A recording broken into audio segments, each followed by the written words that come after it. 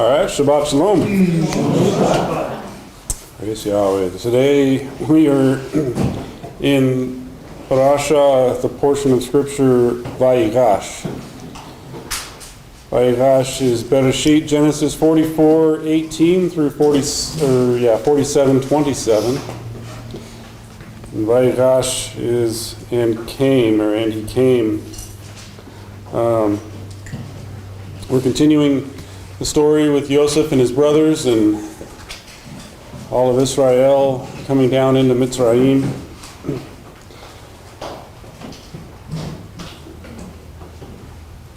And it's kind of really interesting, just the family dynamics, the interpersonal relationships going on between Yosef and his brothers, and Yosef and all of Mitzrayim and his father, and it's just the way all of this comes together is just kind of amazing, I guess.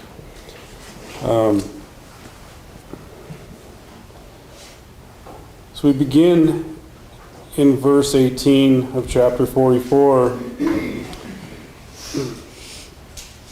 And Yehuda came near to him and said, Adonai, please let your servant speak a word in the ears of Adonai, and let not your anger glow on your servant, for you are like Paro.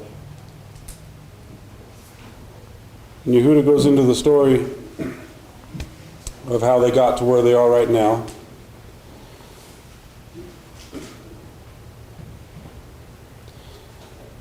And with how Yaakov, Israel, is tied to his youngest son.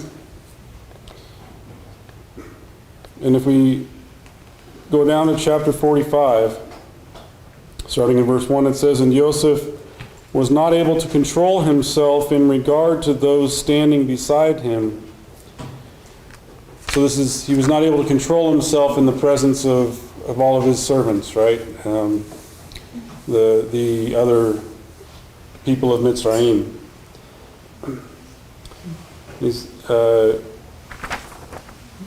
And he called out, still in verse 1, Cause every man to go out from me. And no man stood before him as Yosef was making himself known to his brothers. So we're going to go through this a little bit. I want to start with here in verse 1. It says, Yosef was not able to control himself.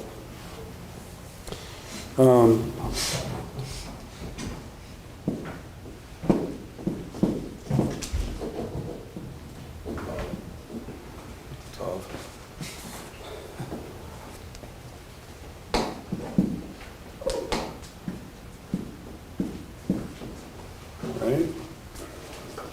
Yeah. Lahit apel. Lahit apel is the word here where it says to control himself, right?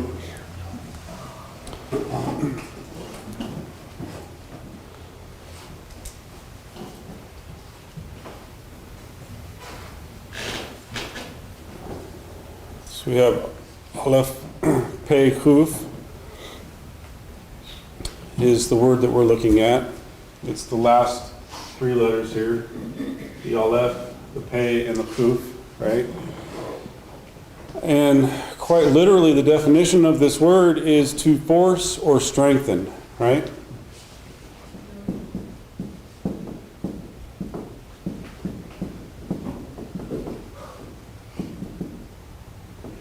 To force or strengthen.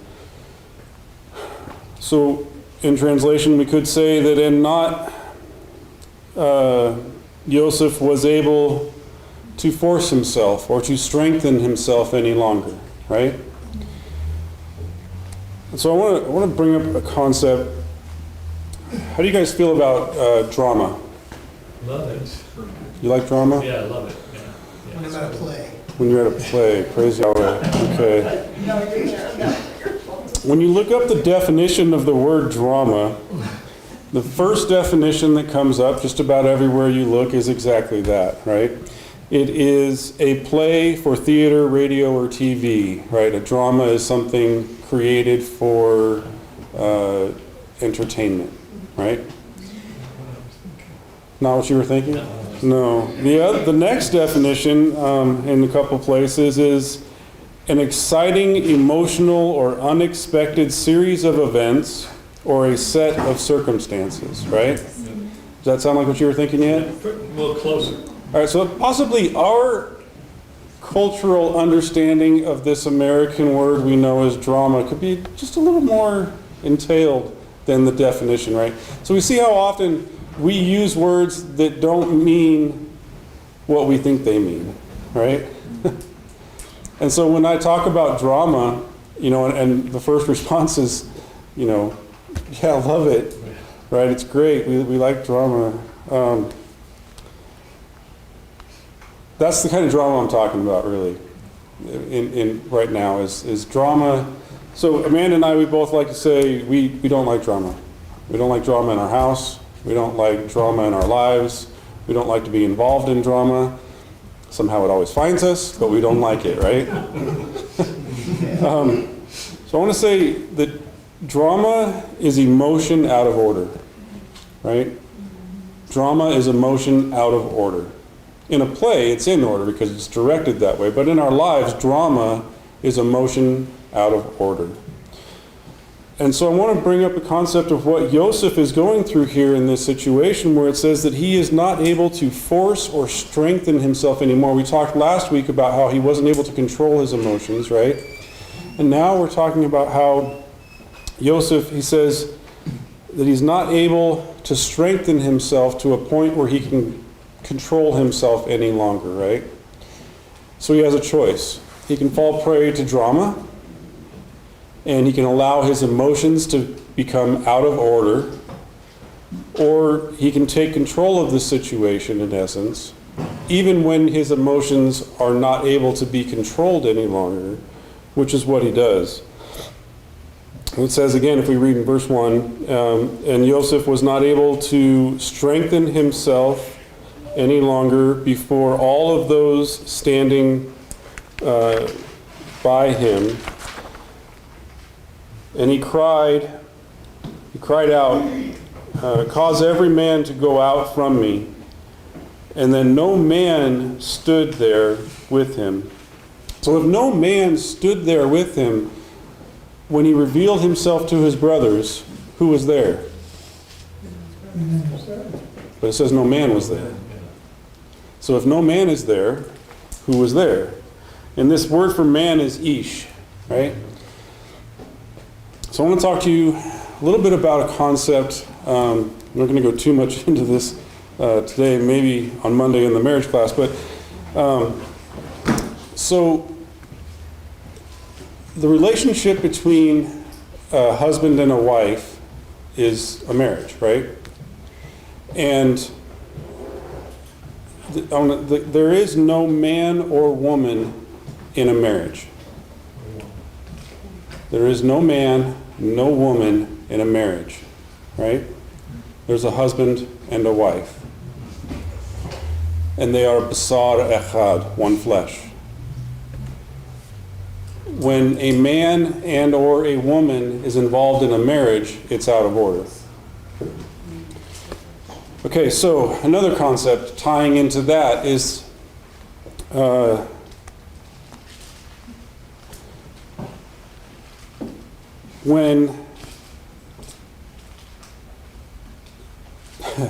so we tend to tie into marriage the concept of love, right?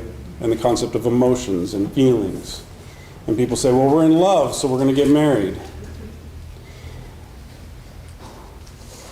And I was listening to, was it Friedman? And he was talking about how he said basically two people came to him, they said, we're in love, we're going to get married. And he said, well, if you're already in love, what do you want to get married for? If you're already in love. Why get married? It's just going to ruin it. It's like, okay, I'll keep listening.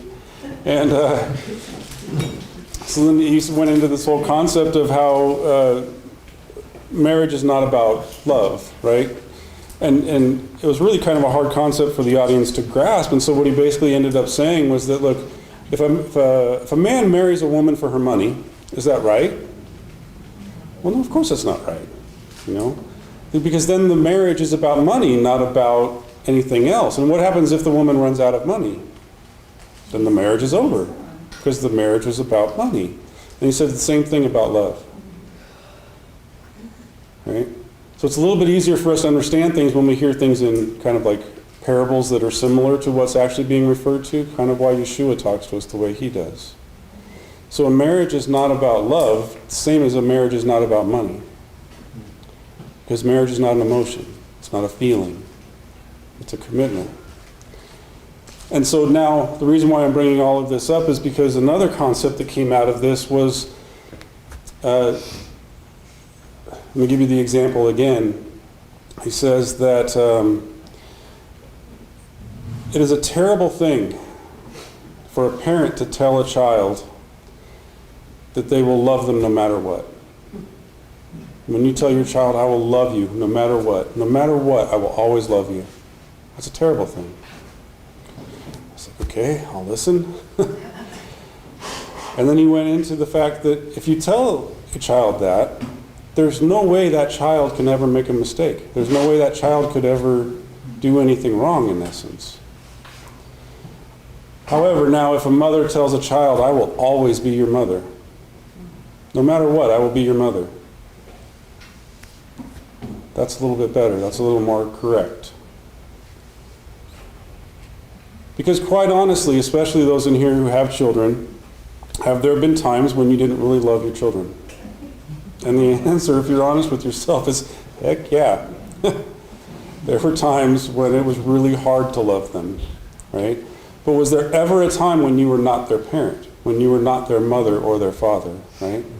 And so we're raising our children with this concept of love and emotions being what governs us. And we tell our children that emotions can be unchangeable, when in reality that is so far from the truth. Right? Okay, so now carrying forward with that, now a husband and a wife, if they get married based on love, what happens when that love fades? The marriage fades. And so just like a mother should tell their children, not I will love you no matter what, but I will be your mother no matter what, that brings on a whole different concept, and I believe a biblical concept, of our responsibility of being a parent as opposed to our responsibility of loving. Right? Now that carries forward into the other familial relationships, right? And so think about the relationship between brothers. Not always the greatest things, right? Brothers and sisters don't always get along. And if they're raised with this concept of having to always love each other, there's always going to be that concept of your emotions have to be in this relationship. You always have to feel the emotion of love no matter what. Instead of saying you always have the responsibility of being a brother or a sister. And so we are raising our children and our families and our communities to be immersed in this concept of emotions govern us instead of the Word of God and the way that He has created us, right? So if we can get back to the concept of saying, you know what, I am your brother no matter what, can't change that. I can't unbecome your brother. If we can get back to the concept of saying that I am your mother, your father, no matter what, that will never change. I may be angry with you, I may be happy with you, but I will always be whatever I was born being with you, right? Or you were born being to me. It brings on a whole different concept, a whole different reality for us. And so Joseph, I believe, though look at what he's going through with his brothers. He's testing them, he's tempting them, he's frustrated with them. He probably feels a lot of emotions. We know obviously he feels a lot of emotions when it's involved with his brothers, right? And so we get to this point where it says that he's going to reveal himself to his brothers. It says no man was there, right? Really quickly, we're all adults, right? So another concept that's tied into this whole thing is intimacy between a husband and a wife should involve nothing. I was like, okay, I'll keep listening. But there should be nothing when there is intimacy between a man and a woman. And he went so far as to say no music, no TV, no lights, nobody else, no mirrors, nothing. There should be nothing involved except for the husband and the wife, right? And because when you allow so there's no thing, right? No thing that's supposed to be involved in intimacy. And therefore, he says when there is anything involved in intimacy, it's out of order. There's something wrong. Because when a husband and a wife are basar echad, when they are one flesh, there shouldn't be any man or woman involved in that relationship, right? And that is culminated and really seen in the aspect of intimacy. And so that's where that whole concept was going. But where I'm looking at it in reference to this is that Joseph was going to reveal himself to his brothers, right?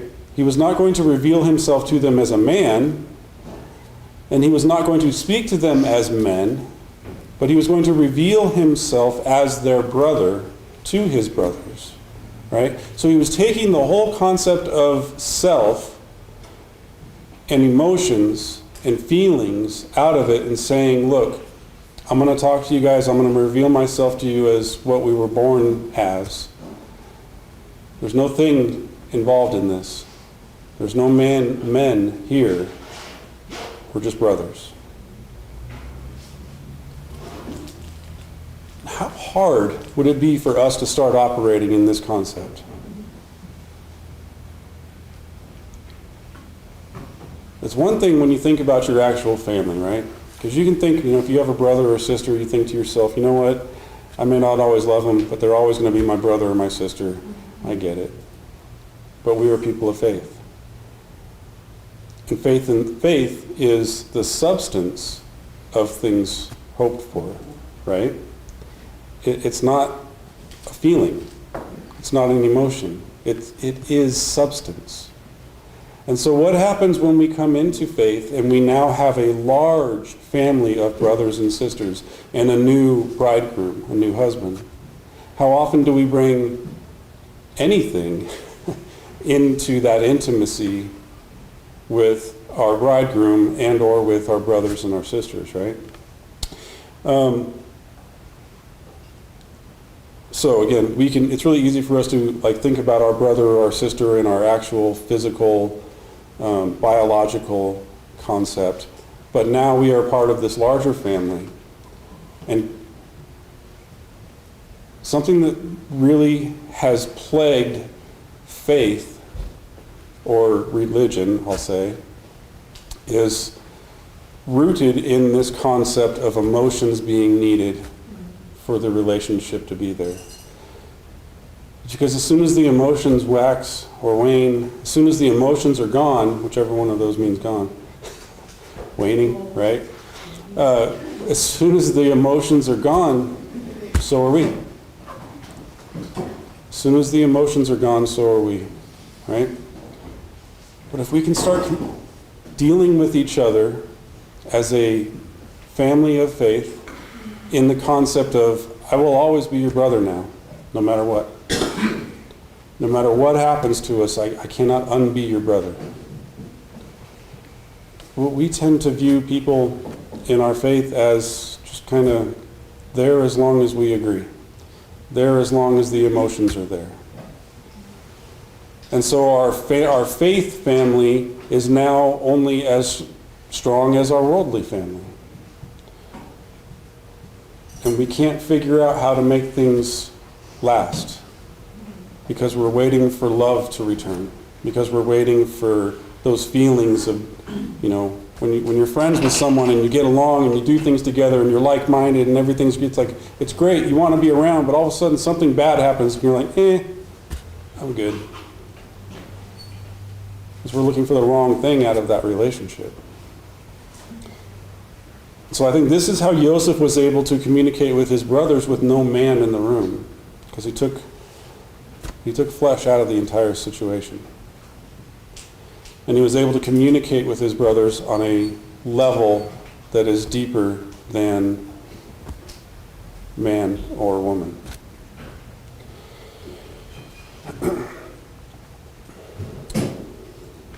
We are wrapped up in a spirit or culture of drama, I believe. We are wrapped up in a culture of drama. And that, in turn, makes drama the norm. Drama is our norm. Look at the movies that we watch. I mean, the buildings people are jumping off of keep getting taller and taller and taller. And they keep landing and living, no matter how tall that building gets. And when there is death, for a pop culture reference, in Guardians of the Galaxy, when Drax was the big, huge wrestler guy, when they were talking about how many people they were going to have to go fight, and there were all these warriors that were going to be in there, and he says, I consider them like paper people. And that's how he was able to kill so many of them, right? Or having that concept. And that's kind of how we view death now, because it's been diluted in our minds so much, right? It's just people are like paper people. And so we are addicted to drama in our lives, in our entertainment, in our culture, in our relationships. And subsequently, if drama is the norm, what do you think we're going to constantly look for in our close relationships, in the relationships with our brothers and our sisters and our spouses? It's drama. And remember, what did I say drama was? Emotion out of order. So we are constantly seeking something to be out. When someone comes to you and says, oh man, I don't feel good, why are we not so quick to just say, I'm sorry to hear that, let's pray? Instead, possibly we get all wrapped up and, oh my God, is it COVID? Okay, it's a little too close to the right now, maybe. Instead of getting so wrapped, like somebody comes to you and says, oh man, I have to go to the doctor, and we get all freaked out. Oh, what is it? What's wrong?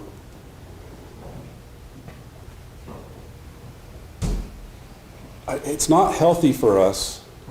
It's not healthy for the way that we were created to be constantly in a state of adrenaline.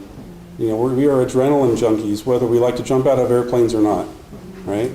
Because what comes along with drama? Anxiety. Those heightened emotions within inside of us, those chemicals that go on inside of our body that, add something else. And one of the things about addicts is afterwards, after you get the high, you don't like it. And you tell yourself, I'm not going to ever do that again. That was stupid. But lo and behold, what happens? Right back where you were. We're right back there again, searching for that drama. And what happens when relationships get boring? People jet. If you just So you know what? Another thing that came up was, you know what the number one thing that destroys marriages is? Drama. Trauma? No. I'd say that plays a big part, but no. Complacency. Just getting too comfortable in the relationship. And that starts off a series of patterns that leads to a lot of divorces. And I think we can find that within our friendships within our families as well, in that we get too complacent and too comfortable, and we don't respect the people around us. Excuse me. So Joseph, when he felt that he was no longer able to strengthen or control himself, he cleared the room of all flesh, of all men. And then, and only then, was he able to communicate with his brothers in a way where he could truly reveal himself to them in the manner that he was created to be, right?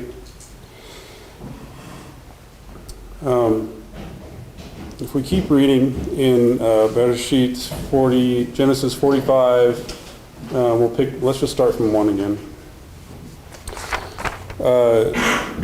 And Joseph was not able to strengthen himself before all those standing with him, and he cried out, "Cause every man to go out from me." And no man stood with him when he made himself known. When Joseph made himself known to his brothers. Verse 2, and he wept aloud, and Mitzrayim heard, and the house of Paro heard. And Joseph said to his brother, okay, real quick here first, let's think about this. He cleared all the men out of the room that he was in, and he wept aloud. He wept so loud, he cried so loud, all of Egypt and Pharaoh's house heard. Pretty loud. I mean, man, I'll tell you what, when my kids get to screaming that loud, it's time for a bath or putting them outside, right? But so here's the thing. Either this is quite literal, or it's not quite so literal, and it just means that he wept aloud and rumor spread really quickly, because we're good at that too, right? We're really good at that rumor mill. And what happens, that whole telephone game, by the time it got to Paro, Joseph was probably, out of control. His brothers and him were fighting or something, who knows. At any rate, so it was either, quite literally, Joseph cried so loud that everybody could hear him, or he cried and the word got around so quickly. But remember now, he's communicating with them on a level that it is not fleshly. It is not normal. And so if he was able to reach out to his brothers without any man being in the room, and everyone, all of Egypt and all of Paro's house heard, perhaps it was because he was communicating on a spiritual level that was so obvious to everyone around him. It didn't make any sense to the flesh.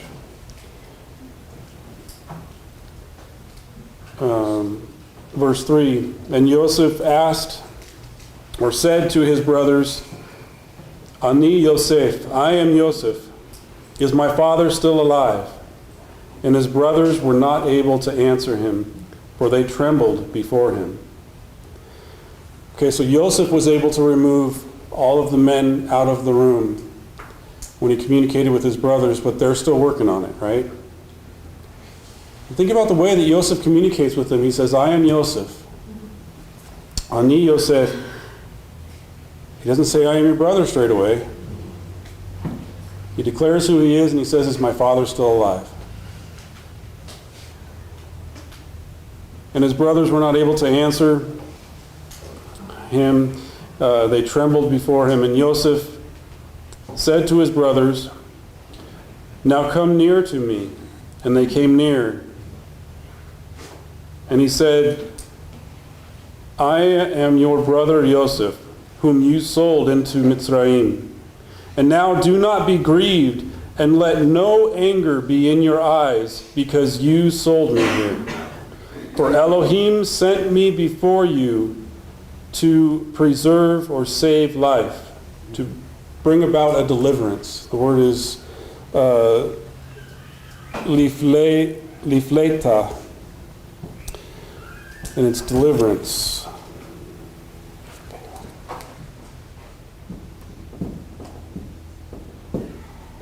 Elamed Ted is the word we're looking at.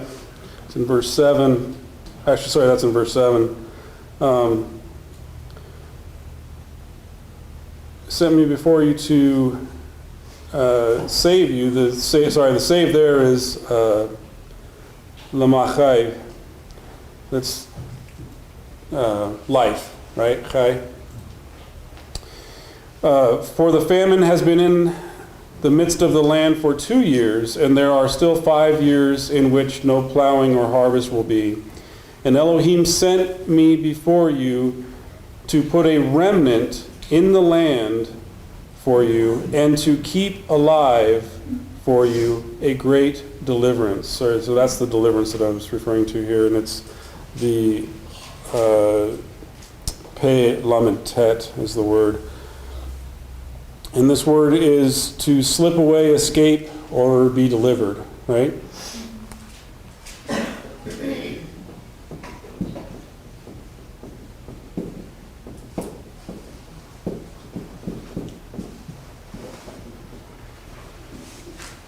What was it that they were escaping or being delivered from? Yosef says that Elohim sent him before them to put a remnant in Mitzrayim in order for their deliverance, for their escape, right? And was it from the famine? Quite literally, yeah. Was it also something more? Well, we know the rest of the story. But they didn't know the rest of the story.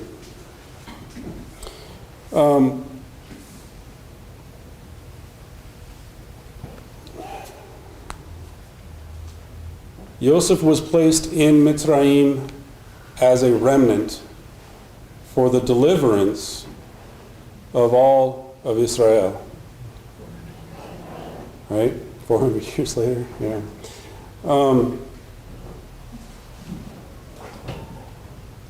Everything that Yosef went through,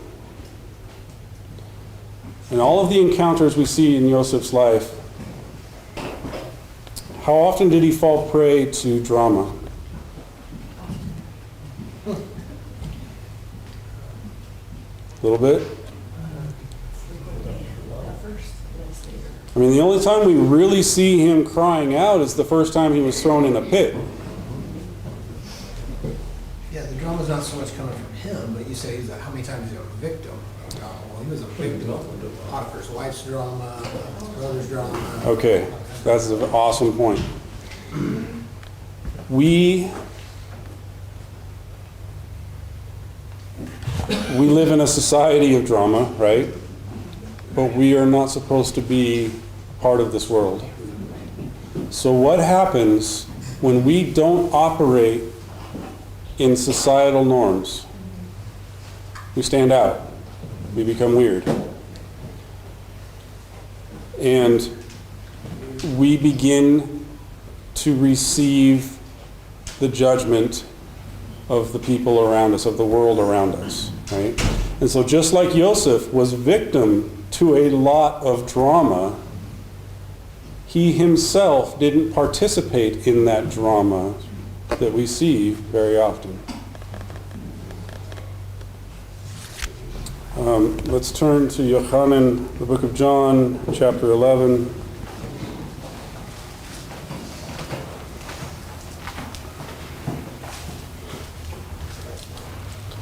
Give you a pretty over-the-top example, but there are a lot of them.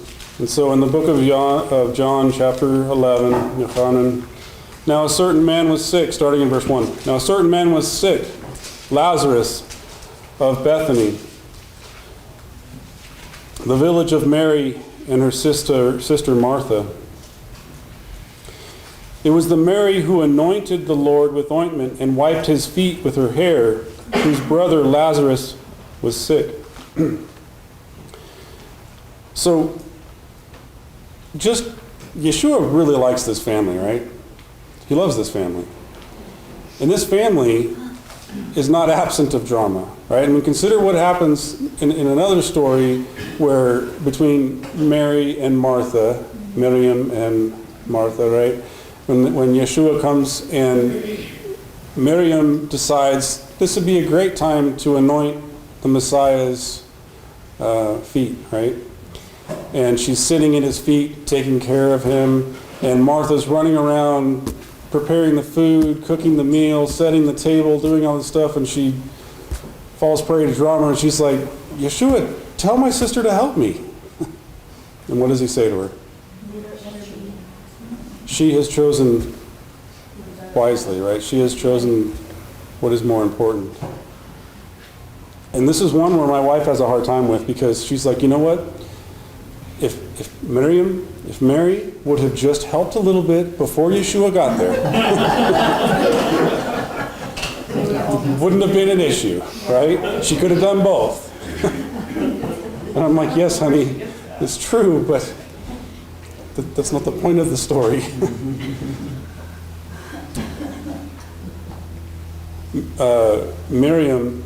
Martha got so wrapped up in the drama of the moment, in the needing to prepare for a meal, that she neglected the Messiah who was right there in front of her. How often are we in that same position, right? Okay, sorry, I jumped off from one story to another. So back here with Lazarus, starting in verse 3. So the sisters sent word to him saying, Lord, behold, he whom you love is sick. But when Yeshua heard this, he said, the sickness is not to end in death, but for the glory of Elohim, so that the Son of Elohim may be glorified by it. Now Yeshua loved Martha and her sister and Lazarus. So when he heard that he was sick, he then stayed 2 days longer in the place where he was. Really? Okay. Just follow the lots. Follow how it goes, right? The story, it's telling us that Yeshua loved these people. Right? He loved these people. And when he heard that they were sick, he stayed for 2 more days. Does this make any sense to you? It should. He says also that the reason that he's sick is to bring glory. Yeah, he just explains why. Right. He's not going to die. It's for glory, so it makes sense that he would linger a couple more days just to make it more dramatic. Whoops. I'm trying to show us here is that Yeshua avoided the drama. Right. But okay, yes. You did cry. Verse 7, then after this, he said to his Talmudim, his disciples, let us go to Judea again. Then the disciples said to him, Rabbi, the Jews were just now seeking to stone you, and are you going there again? Yeshua answered, are there not 12 hours in a day? If anyone walks in the day, he does not stumble because he sees the light of this world. But if anyone walks in the night, he stumbles because the light is not in him. So this obviously wasn't winter, right?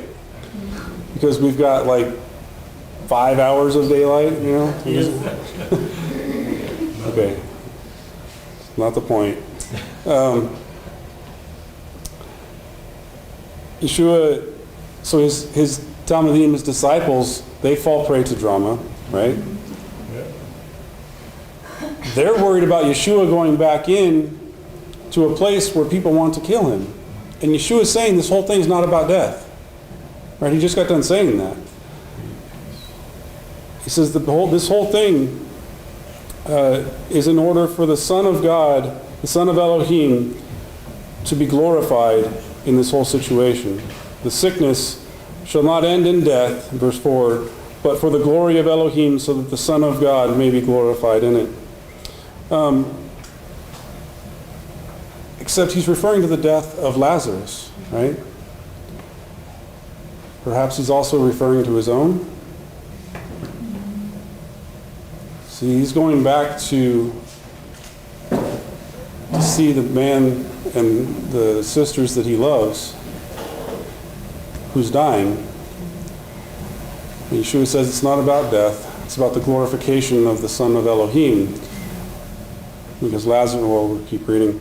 Verse 11, then he said,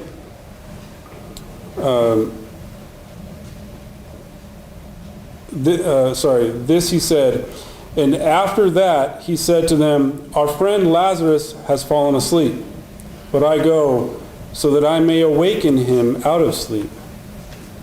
Talmudim then said to him, Adonai, if he has fallen asleep, he will recover. Now Yeshua had just spoken of his death, but they thought that he was speaking of literal sleep. So Yeshua then said to them plainly, Lazarus is dead, and I am glad for your sakes that I was not there, so that you may believe, but let us go to him. Therefore Thomas, who is called Didymus, said to his fellow disciples, his fellow Talmudim, let us also go, so that we may die with him. So that who may die with him? So that we, right, the Talmudim, the disciples of Yeshua, he's saying, let us, so that we may die with him. Who's going to die? Lazarus? They want to go to die with Lazarus? They're going to go to die with Yeshua. Now Bethany was near to Yerushalayim, about 2 miles off, and many of the Jews had come to Martha and Mary to console them concerning their brother. Martha therefore, when she heard that Yeshua was coming, went to meet him, but Mary stayed at the house. Martha then said to Yeshua, Adonai, if you had been here, my brother would not have died.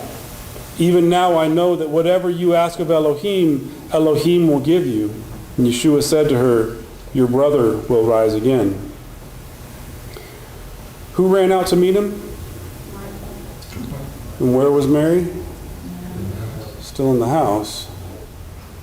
And who fell prey to drama this time of the sisters?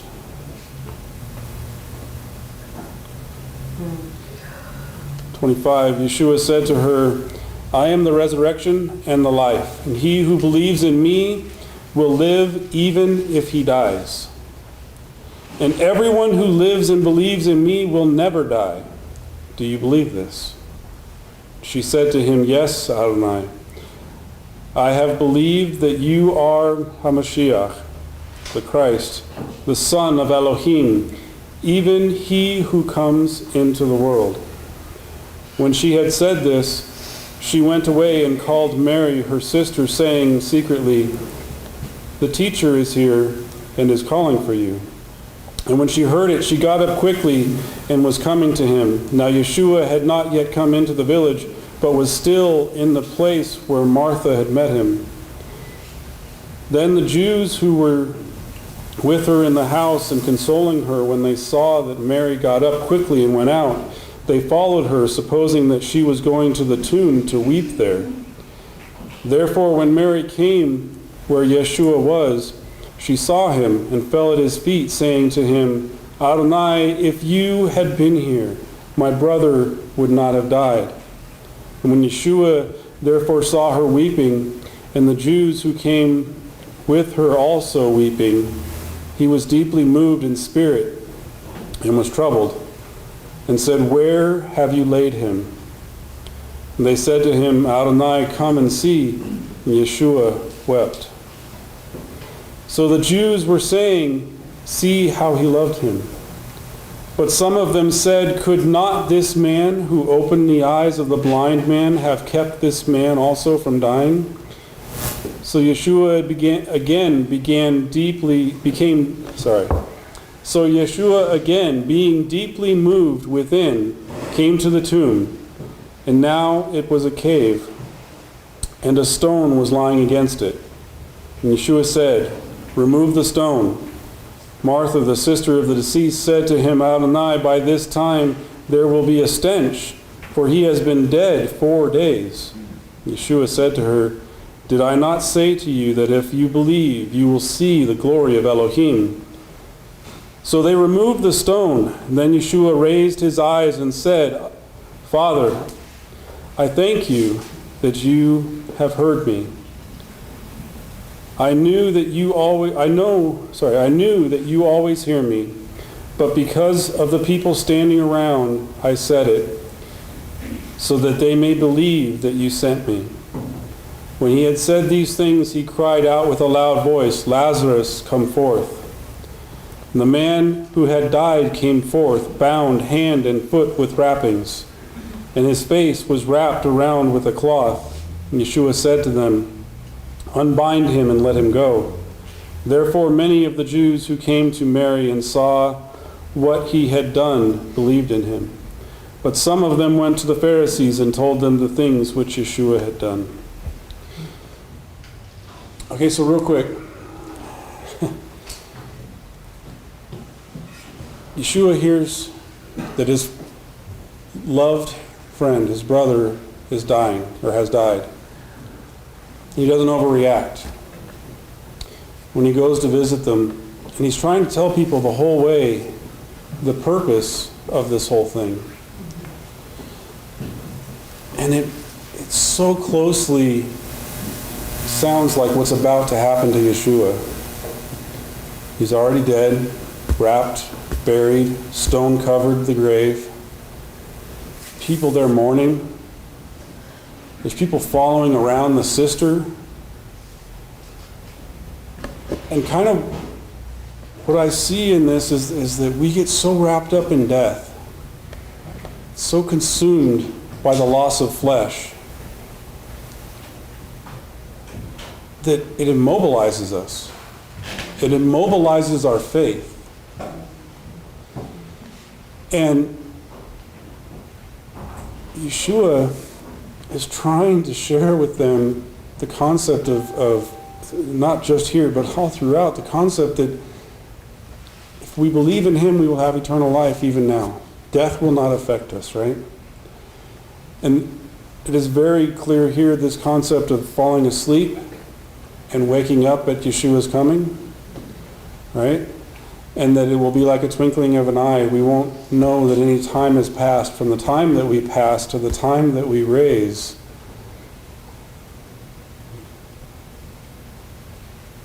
We will be in the presence of Yeshua.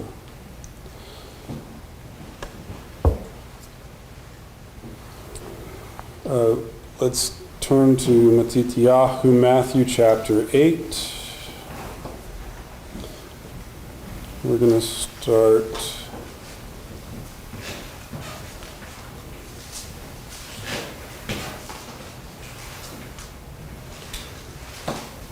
in verse 18.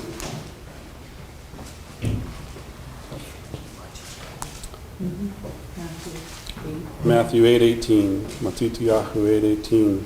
Now when Yeshua saw a crowd around him, he gave orders to depart to the other side of the sea. And then a scribe came and said to him, "Teacher, I will follow you wherever you go." And Yeshua said to him, "The foxes have holes, the birds of the air have nests, but the Son of Man has nowhere to lay his head."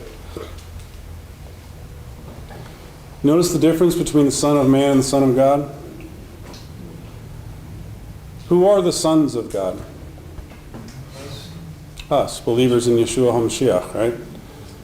Descendants of Yahweh's chosen people, or Yahweh's chosen people, right?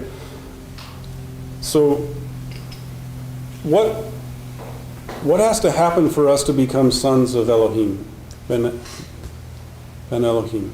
B'nai Elohim. We have to be born again, amen? Okay?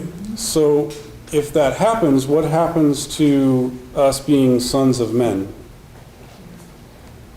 It's dead. That person has died. Well, sort of. We don't really let it happen, right? It's a very slow, decaying process. So Yeshua, when he's talking with reference to Lazarus, he's operating as the son of Elohim. And he is there as, in essence, that resurrected Yeshua, right? Because he's bringing forth life from death. And here he's referring to himself as Son of Man. And he's saying that the Son of Man has nowhere to lay his head. The Son of God has somewhere to lay his head. He has a throne to sit on at the right hand of Yahweh. The Son of Man has nowhere to lay his head. Another of the disciples said to him, Adonai, permit me first to go and bury my father. But Yeshua said to him, follow me and allow the dead to bury their own dead. So Yeshua is telling him, if you want to go and bury your father, you are dead. But let the dead bury their dead. You follow me. You follow me in life. Let the dead bury their dead. If you choose to function in the realm of death, you are dead. How long? Now, I don't think that Yeshua is saying when someone dies, just let them be, keep moving, right? But he's talking about a concept, a principle. This man wanted to follow Yeshua, but before he followed him, he wanted to go home and bury his father. Now, the question is, do you think his father just died? Like that day? Or was his father older and possibly getting near death? Like, I'll follow you, but let me go take care of my father until he dies. You wanted to get his inheritance. Or his inheritance. Boy, that would be a whole nother story, right?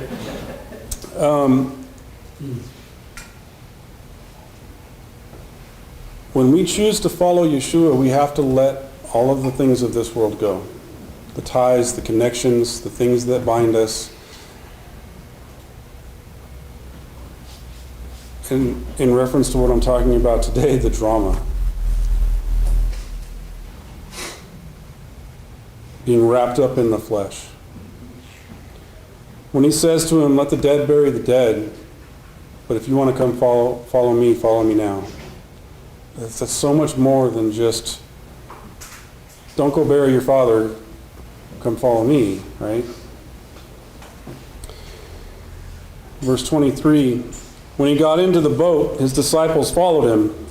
And behold, there arose a great storm on the sea, so that the boat was being covered with waves. But Yeshua himself was asleep. And they came to him and woke him, saying, save us, Adonai, we are perishing. So picture this, right? You're in a boat. Sea travel at this time was very perilous, right? Nowadays it's a little bit safer. But a storm comes up, the boat's being rocked, tossed back and forth. How many of you have been on a big ship or a small ship in the water when a storm is there? How many of you couldn't get out of your room because you were puking? My parents took me on a cruise. My dad's family, Bob's family, took us all on a cruise, and we were going around Hawaii, and a huge storm came in, and the boat was just, it was a big cruise ship, and that thing was rocking all over. That cruise ship was packed. There were so many people on there, so many kids, so many families, so many people. No one was out. No one. I thought it was great. It was great fun. It was stupid. I probably could have died, but I was walking around the deck, leaning over the side, watching the waves crash up. Everybody's in the bed, in the cabins, puking their brains out. So every time I read this story, I think about that and just like what was wrong with me. But really, but I wasn't trauma. I was calm, right? It was there wasn't that drama. I pray that I'm not always seeking drama. I really don't like drama.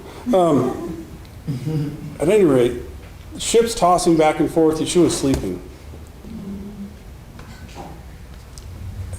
Everything that's happened with his disciples and Yeshua and their relationship and all the things that they've seen, the ship is rocking back and forth. They're all freaking out. Yeshua's sleeping, and they think, maybe we should wake him up. If we wake him up, he could save us.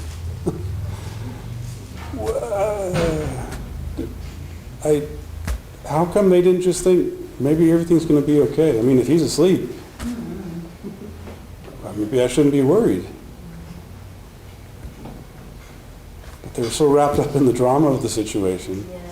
They were so consumed by their own fear, they refused to receive his peace, his comfort in that situation, and they insisted on waking him up. And they said that they were perishing. And he said to them, in verse 26, Why are you afraid? You of little faith. Katan emunah. And then he got up and rebuked the winds and the sea, and it became perfectly calm.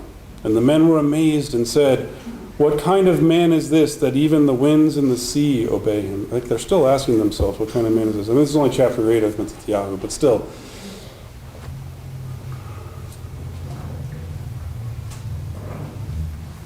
If we are one with Yeshua, if we are no longer flesh, if we have been born again, then in situations where the potential for drama is there, or even huge, we should be able to seek his peace, find his peace. We should be able to remove all flesh from the room. We should be able to send any man or woman that is there out and deal with the situation in the reality that we know is greater than what's in front of us. Drama is emotion out of order. We are not a people out of order unless we allow our emotions to carry us away. Yosef found the ability to control himself even when he couldn't control himself. When he couldn't control his emotions, he removed the humanity from the room and spoke on another level. When Yeshua was asleep in that boat, I think that same kind of a concept was there. He wasn't afraid. He wasn't worried. His disciples were. They were freaking out. And as we go through life, as we experience trouble, so we can get to Thessalonians, we're going to wrap it up now, but the more we follow Yeshua, the more the world around us is going to be like that sea. It's going to be like that storm. We can either let that storm affect us, or we can have confidence in the fact that our Messiah is more and more capable than Mother Nature, than the people around us, than the chaos and the desires of this world. Let's not let drama dictate our lives. Let's not let our emotions be what we constantly wait for to feel normal. Let's not let this heightened sense of drama and emotions in our culture be how we operate. Let's not be part of the storm, but part of the calm. Amen? All right. Let's bless Yahweh.